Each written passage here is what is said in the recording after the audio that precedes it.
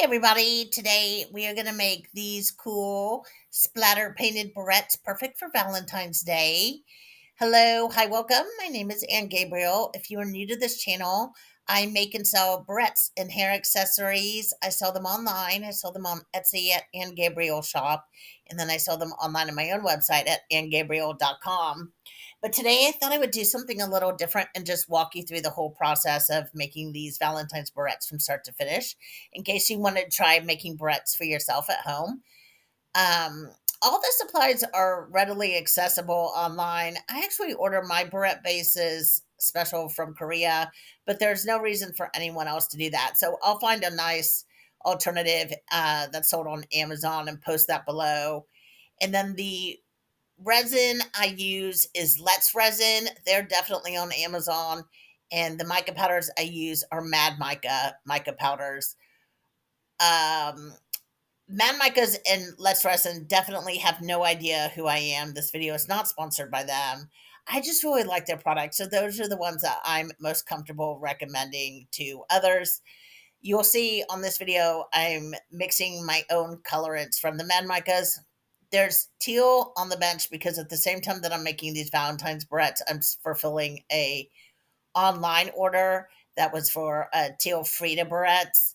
I've mostly broken off the making of those barrettes and edit them out of this video, but I might make them into a short later on this week on YouTube, so you can keep an eye out for those. But that's why the teal is sitting on my bench. And then I did the red and the pink. The red is mostly Mad Mica's Voodoo, but the Voodoo has a little bit of a pinkish hue to it. It's like a rose red, and I wanted it a little bit more balanced into a red, so I added some of their true red to it.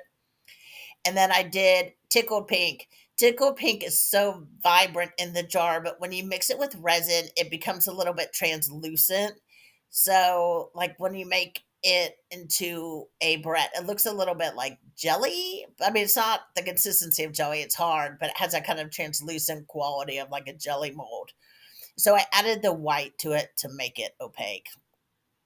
So the first thing I do is mix all my colors. You want to mix really well, make sure there's no clumps in there and that everything is dispersed evenly. You really don't need very much of the colorant or the resin. You just need a good little spurge of it. Maybe like half a tablespoon size of the resin, and then a good little dollop of uh, the mica powders, and then give them a good mix. I do them first because when you mix them, you're going to get a lot of bubbles into your resin. And if you just let them sit for a few minutes, a lot of those bubbles will naturally work their way out. So I do that first, and then I get everything else ready. I clean all of my barrettes with a 91% rubbing alcohol. I just spray it onto a paper towel and wipe everything down. So there's no thumbprints or dirt or grime from the transportation process. And then I just get to painting. I think a lot of people would actually be surprised to know that I hand paint all these barrettes, but that's actually what happens. And I don't paint them with a single coat. There's usually about 6 to 7 coats on each barrette. That's why the process is a bit extensive. It's not necessarily hard, it just takes a lot of patience and a steady hand and an eye for detail. It's just got to be really precise. I've sped up the speed of this video, so I'm not really painting this fast. It's more slow and more methodical, but I thought it would be a little bit boring for you to sit through me just painting and painting and painting. So I sped it up a little bit. I'm also not wearing gloves, but I would highly recommend anyone who was doing this project to wear them. Resin is caustic and it can cause you to break out or cause a rash.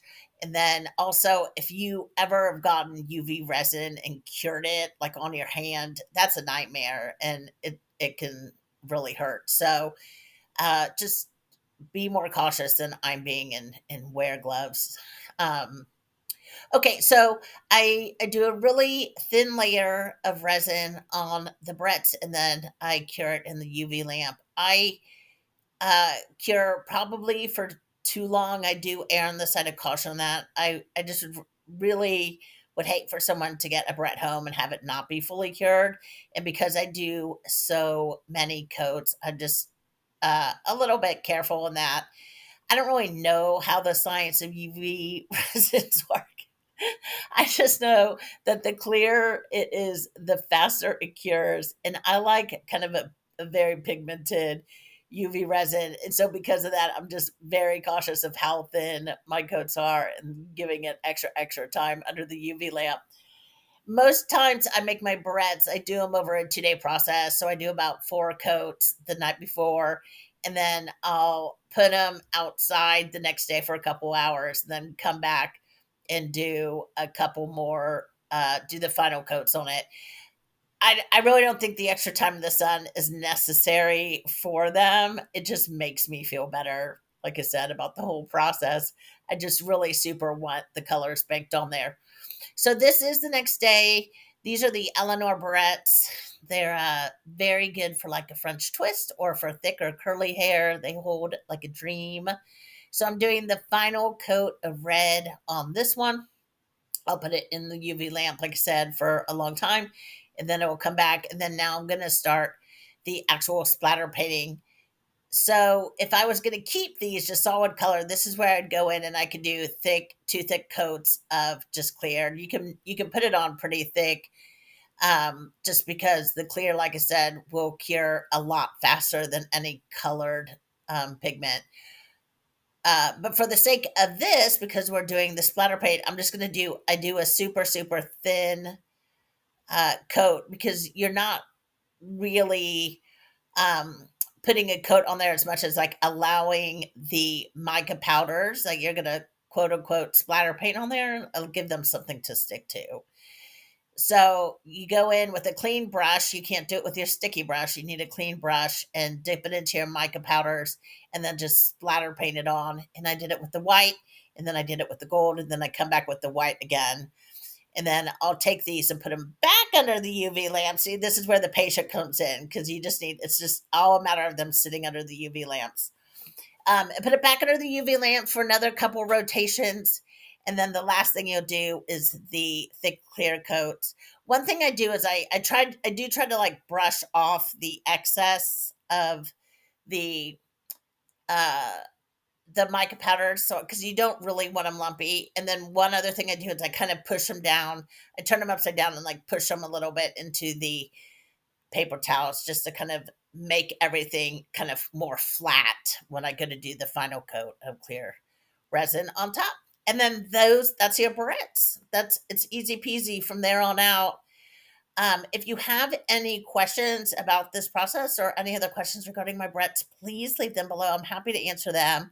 I hope you have enjoyed this tutorial. This is the first time I've actually ever shown my barrette making process from start to finish.